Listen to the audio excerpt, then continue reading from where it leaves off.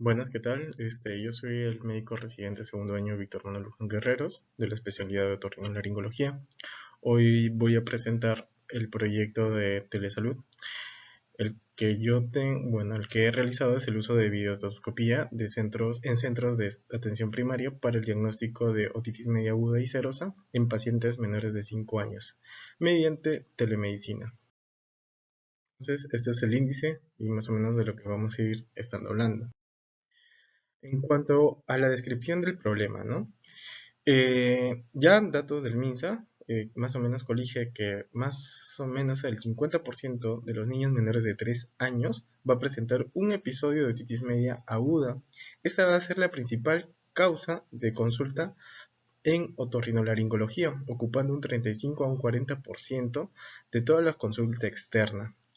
Teniendo en cuenta que hay una gran demanda de pacientes y baja cantidad de especialistas, vamos a tener de que la accesibilidad va a ser más lenta. Y esta accesibilidad va a generar que los diagnósticos sean tardíos. Y como consecuencia va a tener un impacto en la calidad de vida, tanto en la parte inmediata como en la forma mediata. En la parte inmediata, si estas complicaciones son intensas, con muchos dolores, puede generar que haya un ausentismo escolar, pero ya en la forma mediata y tardía van a generar, al menos en los niños menores de 12 meses que van a tener otitis medias a repetición, pueden generar trastornos del habla y del lenguaje porque van a conllevar a ciertas hipoacusias de tipo mixtas, y debido a esto van a tener complicaciones que van a generarle un impacto en la calidad de vida. Entonces, ¿quiénes son los que se han visto más afectados? Son los niños, sobre todo, de contexto socioeconómico desfavorecido, aquellos que tienen dificultad para la accesibilidad. Ahora, en Estados Unidos se han reportado 62.725 casos por cada 100.000 personas y en Brasil 95.7 por cada 1.000 personas. Como ya les había comentado, tenemos una baja cantidad de especialistas, al menos contratados por por el MINSA, por el Ministerio de Salud. Para el 2013 se tenía 136, entre ellos eran CAS y personas nombradas o especialistas nombrados. Esto genera de que hayan dificultades para el acceso al diagnóstico y tratamiento. ¿Quiénes eran los más afectados? Eran los de zonas rurales. Finalmente, nosotros o actualmente se cuenta con estos videotoscopios y mediante ya estudios comparativos, estas tienen al menos un 80% de sensibilidad y un 92% de especificidad. Permite la visualización del tímpano en el estado en que se encuentra de forma inmediata. No hay tanta pérdida ni de la nitidez ni de la calidad de imagen. Esto permite hacer un diagnóstico oportuno en forma remota, genera de que tengan acceso a las zonas rurales, sobre todo a personas de bajo recurso, previene las complicaciones que había comentado y genera de que haya menos gastos, sobre todo en los transportes o incluso en las hospitalizaciones. Tienen beneficios sobre todo que van a superar los costos iniciales en cuanto a la implementación. Eh, Ahora, actualmente, ¿cómo es que se está dando este tema? Bueno, ¿cómo se desarrolla y se trata bajo las guías del Ministerio de Salud? Estas requieren sobre todo un contacto presencial, ¿no? Un contacto con el paciente, y estas se van a registrar mediante una historia clínica física, y estas se tienen que detallar con un examen físico, ¿no? Principalmente nosotros usamos lo que son los otoscopios para ver lo que es la membrana timpánica en tiempo real, y con eso nosotros podemos determinar cuál es la complejidad de la infección. En algunos casos se pueden usar otros aparatos como las timpanometrías para descartar las otitis medias serosas. Finalmente, ya cuando tenemos este compilado de información, tenemos el diagnóstico y damos un tratamiento oportuno. Pero esta es de la forma más tradicional. Ya en varios países lo que sí se han hecho es no solamente la implementación de la telemedicina, sino la implementación del diagnóstico mediante tecnologías, en este caso el uso de videotoscopio. Y en Estados Unidos ha generado bastante satisfacción, sobre todo en los cuidadores y padres de los menores de 5 años, que son las personas que tienen mayor afectación de esta patología. En Australia ya hay muchos estudios sobre el uso de estos otoscopios digitales. Incluso en estos estudios hablan de que el mismo paciente lo pueden tener mediante aplicativos de celulares, ¿no? En Brasil ya se están incluyendo proyectos para el uso de los videotoscopios. En cuanto a Perú, ¿no? Nosotros todavía no tenemos esta facilitación de videotoscopios, pero sí tenemos lo que son las normativas que regulan la telemedicina y que puedan ampliar sobre todo para el uso en esta área de la especialidad. Y tener en cuenta, ¿no?, algunos puntos claves, ¿no?, sobre todo lo que es la salud digital, que viene a ser este uso de las tecnologías para dar una mejor calidad y eficacia de la atención médica. La telemedicina, que ya va a ser la atención médica, pero que se va a dar a distancia, ¿no?, mediante videoconferencias y herramientas digitales. Sobre todo este videotoscopio, ¿no?, que permite la transmisión en vivo y de forma directa, en tiempo real, la imagen del tímpano, y al mismo tiempo puede almacenar. Como se almacena, se puede ver en el momento que uno desee. Y ya dar con los diagnósticos de otitis media aguda y de ceros. Les van a formar este equipo, ¿no? Entonces, principalmente van a ser los médicos, entre ellos el médico especialista, que es el que diagnostica, y el médico general, que va a dar el diagnóstico presuntivo. El ingeniero de software, sobre todo ellos, que tienen que desarrollar y optimizar que estas plataformas de telemedicina ligadas con las herramientas de videotoscopía sean las mejores, ¿no? Que se puedan manejar y que no colapsen. Personal de salud, entre ellos enfermeras y técnicos, que van a apoyar continuamente a la capacitación para que los pacientes puedan acceder a este tipo de servicio. El público objetivo va a ser los niños menores de 5 años, aquellos que tengan sospecha de otitis media. Y estas son en algunos lugares las experiencias, ¿no? Si bien ya les había comentado que en Estados Unidos, Brasil y en Australia ya se habían implementado, sí quería comentarles de cómo se había dado la telemedicina dentro del ámbito de otorrino, ¿no? Casi en muchas de las especialidades han tenido mejor apego posterior a la pandemia. Entre ellos ha sido Sudáfrica, que fue uno de los principales que empezaron a estimular lo que eran los sistemas de telemedicina, pero principalmente eran pacientes que tenían pérdida auditiva. Entonces, con ello fue el primer nexo con lo que era telemedicina.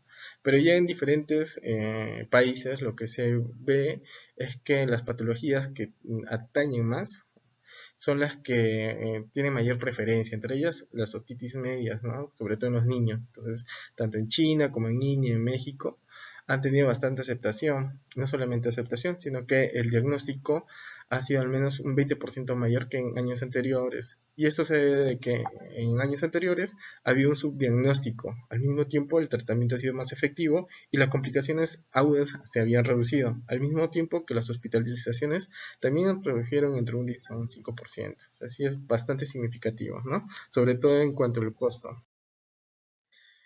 Eh, ¿Cómo estamos en cuanto al entorno, ¿no? El análisis del entorno. Entonces, las tecnologías actualmente han ido creciendo y dentro de ellas también tecnologías médicas. Estas, ya hablamos netamente en cuanto a estas herramientas sobre los videoscopios que permiten el diagnóstico remoto y en tiempo real.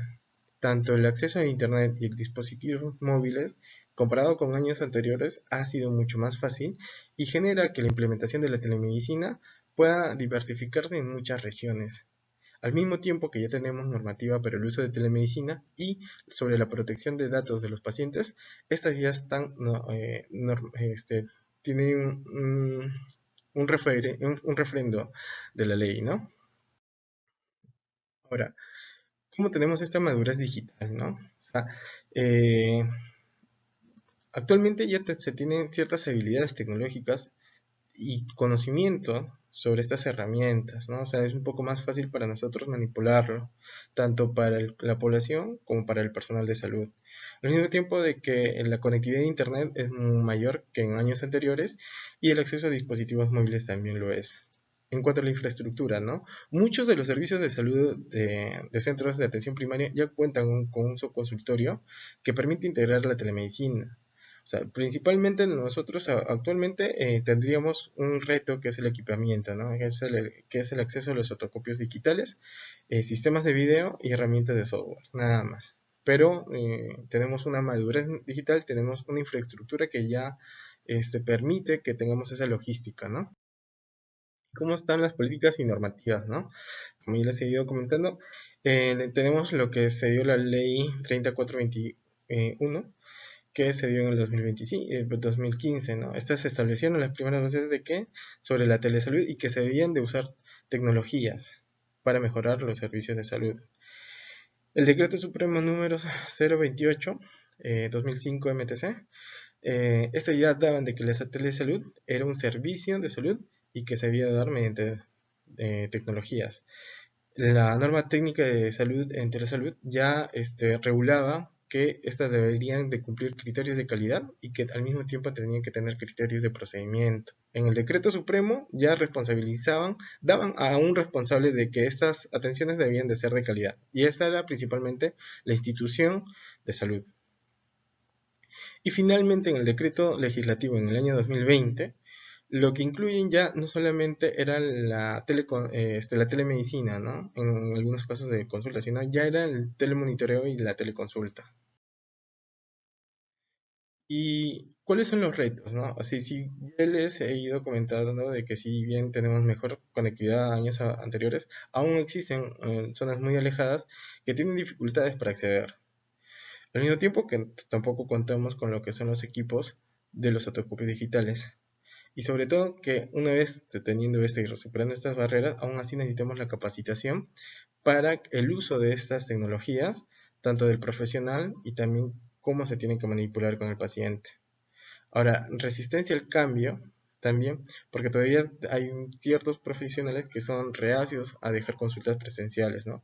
Sobre todo las dudas del paciente, creer de que la atención que se da de forma virtual no es tan efectiva como las que se podrían dar de forma presencial, y la falta de información, ¿no? Esa escasez de conciencia sobre los beneficios y funcionamientos de la telemedicina. También tenemos las preocupaciones éticas y oportunidades de expansión, ¿no?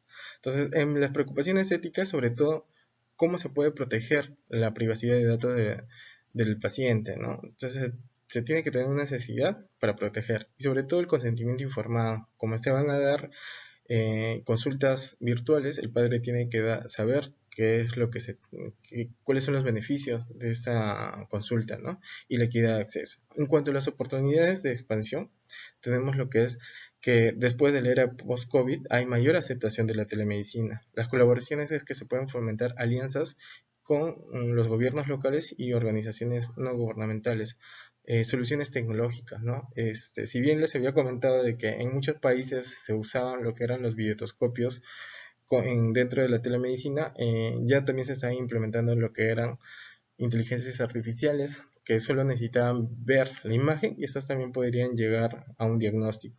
Entonces, esa es una solución tecnológica.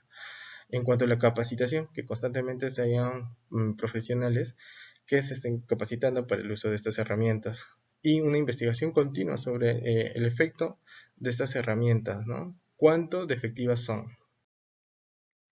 Vamos a tener dentro del diseño del sistema de salud digital los requisitos funcionales y los no funcionales. Entonces, ¿cuáles son los requisitos funcionales en ese momento de dar la atención, ¿no? Los directos. Uno, que tiene que haber en un lugar, un espacio para registrar todos los datos del paciente. Tiene que haber dentro de ese espacio un lugar con cámara para realizar la videoconferencia. Tener el videotoscopio y al mismo tiempo el aplicativo que nosotros estemos usando sea de fácil acceso para que tengamos una facilidad de manipulación durante el acto médico. Y finalmente, al concluir, hay una generación de un reporte y esto nos va a permitir saber cuán efectivo es el tratamiento y sobre todo la estadística del uso. Ahora, los requisitos no funcionales. Tenemos en este caso la usabilidad, o sea, que sea muy intuitivo al momento de usar, la disponibilidad, que el acceso sea continuo, la seguridad, sobre todo en la protección de datos, la escalabilidad, que una vez que estos aplicativos tengan mayor cantidad de pacientes, no colapsen y más bien puedan crecer, ¿no? O sea, puedan crecer en tanto en herramientas físicas como capacidad para almacenaje de datos. La interoperabilidad, que es la integración con otros sistemas de salud. Y el mantenimiento, que es el plan de soporte y actualizaciones regulares. Entonces, eh, ¿cómo es el flujo de trabajo, no? Entonces, vamos a hacer, bueno, va a haber lo inicial, que es el registro del paciente, ¿no? El médico va a tomar los datos del paciente, ¿no? La afiliación, ¿no? El médico general. Y finalmente va a ir con la evaluación clínica, el examen físico y el uso del videotoscopio. Una vez que haya hecho estos dos, tiene el diagnóstico presuntivo. Una vez que tengamos el diagnóstico presuntivo, va a mandar una solicitud de consulta para poder agendar una cita con el médico especialista, la cual se debe dar de forma pronta. Se tiene que dar la asignación, quién se va a encargar de esta consulta, qué especialista, y durante la consulta con video exponerle las imágenes y con eso llegar al diagnóstico y el tratamiento, ¿no? Y finalmente se tiene que hacer seguimiento con las citas programadas para ver cuán efectivos han sido los tratamientos. Ahora, eh, sobre todo inciden demasiado en el caso de la seguridad y protección de datos, porque acá se maneja en la parte de filiación datos muy personales del paciente. Entonces, tiene que haber una gran protección de datos, ¿no?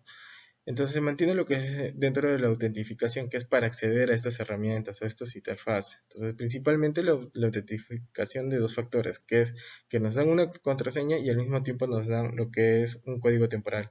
En este código temporal, durante ese momento nos permite el acceso. Contraseñas fuertes que sean contraseñas más robustas, con más caracteres, de tal manera que sean difíciles de vulnerar. Y que el acceso, ¿no?, a estos aplicativos sean según quién lo vaya a usar. Si es del paciente, para ver sus resultados o el tratamiento, que no tenga gran cantidad de información en el caso del paciente, pero sí datos relevantes en el caso para el médico como antecedentes. Y al mismo tiempo que tengan un estricto registro de las actividades, de tal manera que se pueda detectar accesos no autorizados. En cuanto al cifrado, ¿no?, se da mediante los datos de tránsito y datos de reposo. Los datos de tránsito son con el HTTPS y TLS, y los datos de reposo es para prevenir accesos no autorizados. Y dentro del almacenamiento de claves, que estas sean de difícil acceso.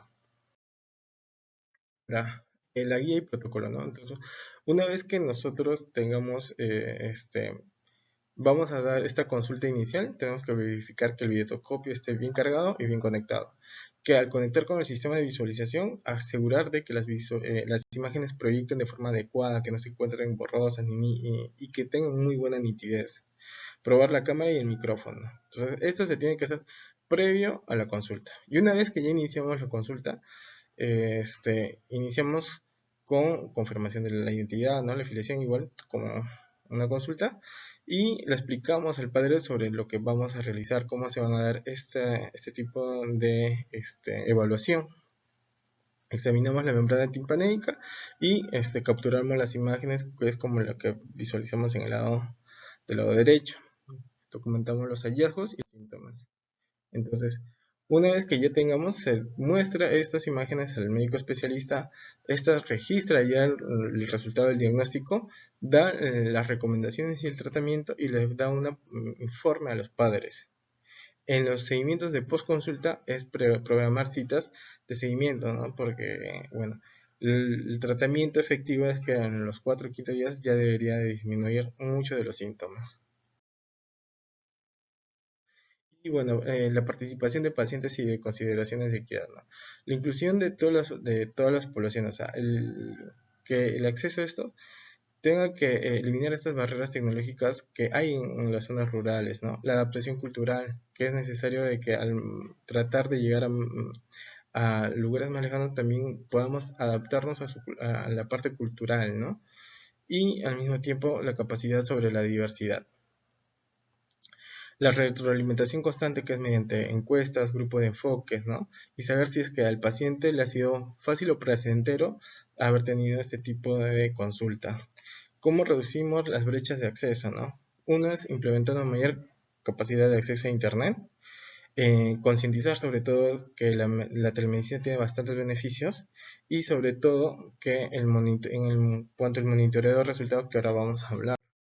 Entonces, estos vienen a ser lo que son los costos, que más o menos vamos a tener los costos de implementación y los costos de mantenimiento, ¿no? Sobre todo el mayor gasto va a ser en la tecnología que hacen los videotoscopios. Ya nos también en lo que son las licencias de los software y de la plataforma. Y en cuanto a la parte de la infraestructura, en esta parte sí la tenemos, bueno, como ya tenemos políticas que refrenden y han ido elaborándose ya consultorios en diferentes centros de salud, tenemos un espacio abierto para que éstas se puedan dar de forma inmediata. Y los costos de mantenimiento. Ahora, en cuanto al monitoreo de evaluación y de la mejora continua, ¿no? Eh, en cuanto a la evaluación de la calidad de atención, es asegurar que los diagnósticos que se están realizando mediante estos videotoscopios sean los más precisos. Identificar también qué cosas se pueden mejorar, ¿no? O sea, si bien ya tenemos protocolos, esos protocolos se tienen que ser adaptables para que así podamos tener un mejor ajuste de la evaluación. Cumplir con las normativas, ¿no? Cumplir con el protocolo que ya tenemos y sobre todo evaluar la eficiencia de los recursos financieros, humanos y técnicos. Además que estos deben de presentar evaluaciones trimestrales y semestrales y con informes de evaluación para saber cómo estamos mejorando y cuánta cobertura tenemos. Tenemos también los indicadores de estructura, ¿no? Sobre todo en la disponibilidad de equipos, o sea, de los equipos que ya tenemos, cuántos están operativos, cuánto de personal está capacitado para telemedicina y cuánto de este personal está capacitado para hacer uso de estos videotoscopios. Y sobre todo en la infraestructura, es cuántos de estos porcentajes de centros tienen acceso a Internet. En cuanto a los indicadores de proceso, el número de consultas realizadas, cuántas consultas se están dando por cada periodo. Tiempo de espera, desde el momento que enviamos la solicitud para tener la consulta con el médico especialista, cuánto tiempo nos está demorando. Cumplimiento con los protocolos, ¿no? Definitivamente los protocolos tienen que ser claros para que el porcentaje sea el máximo.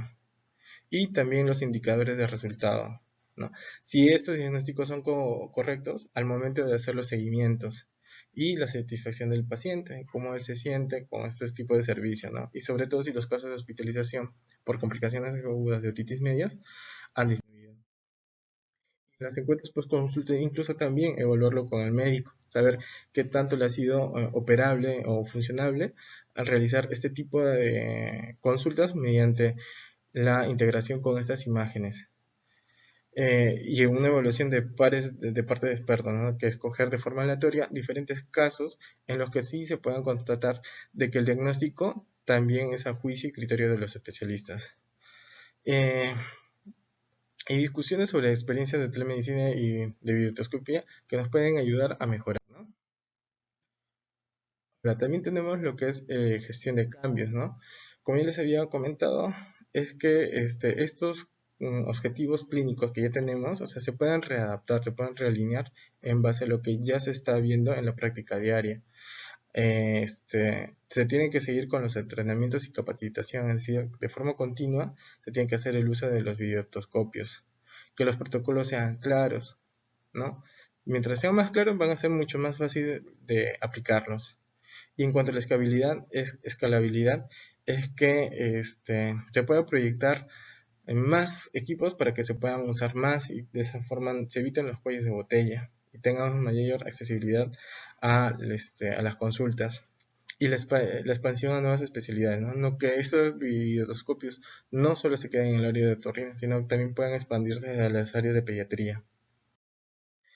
En cuanto a las conclusiones, ya para finalizar, este, o sea, la idea del uso del videotoscopio es mejorar el diagnóstico, que el diagnóstico sea preciso, sea temprano y que llegue a zonas que tienen difícil accesibilidad.